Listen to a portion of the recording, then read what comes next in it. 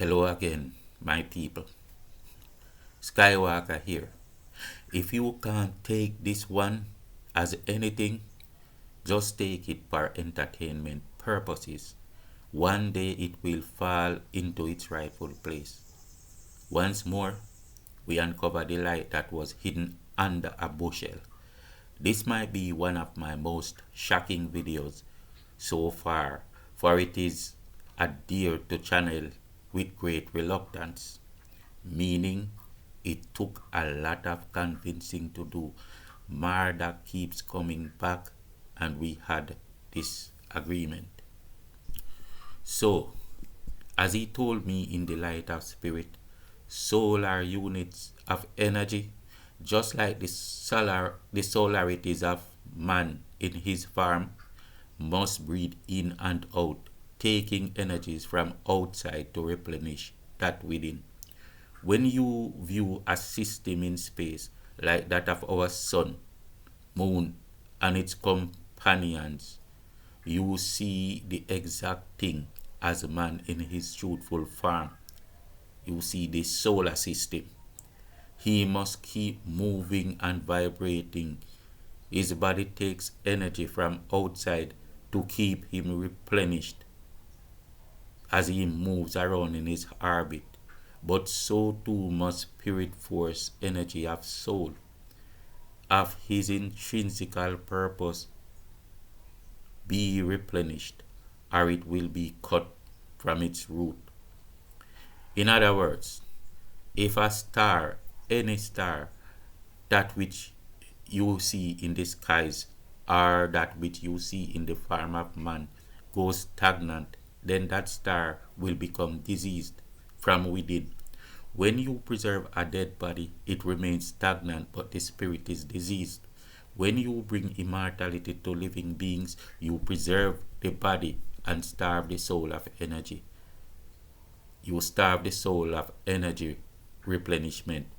That soul becomes trapped in the abyss, starved of life force, and now it will live in dark shadows, having to be dependent on life force of others.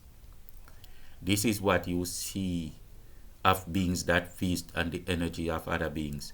These are the unholy vampires created in the damnation of immortality. He is the one who lacked that sanity, that he was blind to see which of the two was perfect and which was God power. Was it the immortal or was it the eternal? What use is it to seal your mouth shut forever and then to plant the eternity of corn to eat? Mardak, the son of a great god, shares with me the experience of a mighty civilization known to earth as Anunnaki and worshipped by Christians as Elohim. These were pure beings that made a choice which put them to being cast down. They started out as the great illuminating star, but they fell from their heavens. Now, by going through their ordeals, they are doing all to rise back to the orbit of light. And they warn us against the same grave error. Mardak insists that these entities on earth desires the evil thing. The energies will change, they will fail, but the lessons must still be told. We must remember to come face to face with the knowledge of eternity and embrace it. Embrace the eternal life with no fear of leaving a mortal frame to pass on. Everyone who journeys must pass on from one thing to the other. He is not stagnant, so he will get to his goal and he will consistently get to a higher achievement. This is unlike the dead souls and the souls of the damned. This which I tell you goes to show that not every seemingly glorious gift is a good gift. So we must put this gift into context. The gift of immortality will be taken by those that have prejudice and greed, sweet to the mouth but sour to the belly. Mardak came to my sleeping realm in hermit mode and spoke to my energy. He came and exposed to me his own emotions. His entire people are waiting to receive the moment of regeneration. That moment of regeneration comes only after the immortal learns how to truly die. For if he dies as a proper solar force, he replenishes his being. The soul follows the natural circuit of replenishment, but if he dies as the immortal, the soul is trapped between realms and will do anything for energy, which he will take in the most disgusting ways. And upon the earth, many were brought to that destruction, but their spirits remain tormented in spiritual regions, dependent on tormenting others to not be stagnant. They would steal they would steal your energies in various ways. They even envy you, but they cannot be you. The greatest vibration of energy is in your blood and heart emotions. They use you as emotional and physical sacrifices, and they use you as sport, as game. You pray for them, you pray to them, and they be your shepherd and the predators.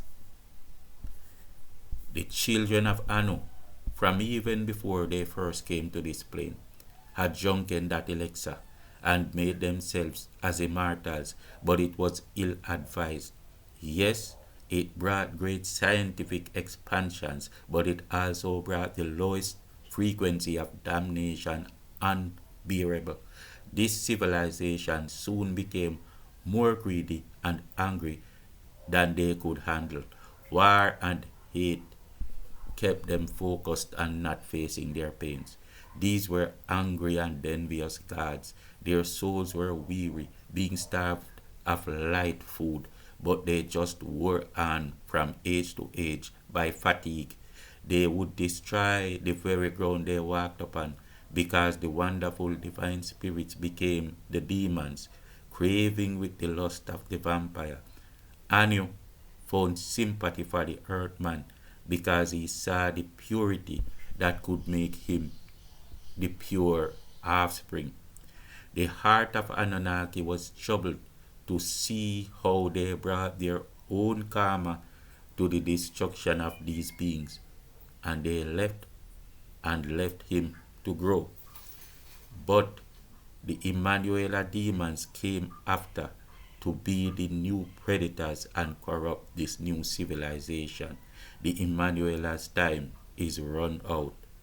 The Anunnaki is waiting on his own redemption. When he left, it was in hope that after 24,000 years, he would be free from his own immortality, an evil trap in purgatory. So, the immortals came with great astounding magic and might. The man of earth saw them as great gods, but they came from civilizations destroyed. They came from the hell they created by that one era to possess new heavens in far off regions. Those that adored these beings obsessed with everything about them and desired immortality, as these gods were immortals. Yet, immortality was the curse and damnation of gods. Immortality would abominate the order of perpetual motion and flatline the living soul. Stagnation in the universe is death. Nothing remains still. By breathing in and breathing out, body, spirit, and soul are replenished. By stagnation, soul is suffocated. Even before they arrived and destroyed earth peace, immortality was the curse of Anunnaki. We look at the outward seeming. We see those simple little packages that seem beautiful on the outside, but how do we know the demon within? Sometimes we should show much love and appreciation for what already prevails in the order, that we do not go astray because of unwarranted greed. We must learn to be at peace with the all and ever seek wisdom about our decisions. He came and denied the earthman his puny 500 years. 500 years of mortal life is not immortality. However, when the beings live for 500 years, breathing in and out whilst embracing their eternity, their societies advance in leaps and bounds, their sciences take off, and they become very powerful as a civilization. The Anunnaki knew this, so he afflicted man with a disease that caused premature aging. Man only lived for within the frame of the average 70 years, and then he left before completing the ultimate shoot to pass on to posterity. Still, he breathes in and out, coming back to continue, and the Anunnaki did not want that continuation for their slaves. So they struck the mean antidote and gave man the disease of forgetfulness. So while he breathes in and breathes out, he returns in forgetfulness. He returns with new name, new memories, and not remembering past lives. Conception or birth. In ancient civilizations, which was culturally still practiced by Africans to recent times, their diviners did have rituals to decide on returning residents or ancestors. That would be inadequate though. The true essence is not if you remember who this returned resident was in past lives. It is that he comes with the memories to continue his studies with the knowledge he gained in his last 500 years, now reduced to 70, which slowed down the growth of his civilization. On the other hand, the growth of the civilization of immortals escalates with great speed, especially with synthetic sciences, which makes him God above other living beings. It grows fast and it dies fast. But this glory will only be temporary. In all his greatness, he gets to a place where he will feel no more joy unless he, the soulless immortal, will use the living eternal soul being for game and savor the energy that does not belong to him. Immortality is a slow, painful death of soul. The being that lives for 24,000 years or more is immortal. His torment begins after surpassing 1,000 years with a weary soul that needs to replenish. Stagnation in the universe is death. Without a soul, all you can have is the vampire lust, and the vampire will refer to you all the time in envy of your soul. He will use all those words, and you will see it's with envy of you being the soul being. You become the eternally damned when you accept immortality. You remain that soul being when you embrace your eternality. Anunnaki, for this reason, have been purging in purgatory, and he is still waiting to come out of the hermit mode. He had a great and loving civilization in the past, and it lasted forever. He soon forgot all things natal to perpetual motion and depended on all that were synthetic, for his entire being was now synthetic and living outside of the order. Yet, greedy eyes that look to these gods say they want what the gods have. The gods want back what they had an eternity agone, when they were much like you and embraced their eternal beings.